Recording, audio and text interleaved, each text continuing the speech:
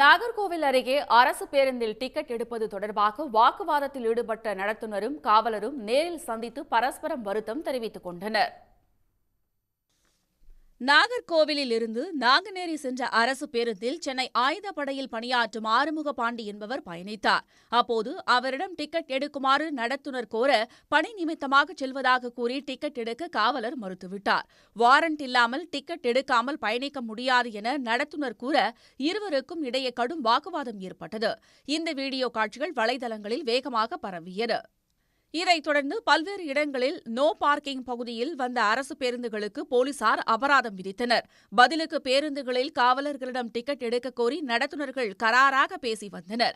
இந்த நிலையில் நாங்குநேரி அரசு பேருந்தில் மோதலில் ஈடுபட்ட நடத்துனரும் காவலரும் சந்தித்து கைகுலுக்கி பரஸ்பரம் வருத்தம் தெரிவித்துக் கொண்டனர். போக்குவரத்து கழகம் மற்றும் காவல்துறை இரண்டு அரசு துறைகளும் சேர்ந்து பணியாற்றுவோம் என அவர்கள் கூறிக்கொண்டனர்.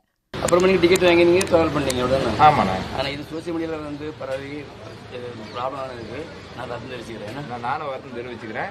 இனிமேல் இந்த இது இல்லாமல் நம்ம ரெண்டு பேருமே ரெண்டு துறையும் நண்பர்களாக பணியாற்றும். சரி ஓகே. இதன் மூலம் கடந்த சில நாட்களாக போக்குவரத்து கழகம் மற்றும் காவல்துறையினருக்கு இடையே நிலவிய பிணக்கு முடிவுக்கு வந்திருக்கிறது.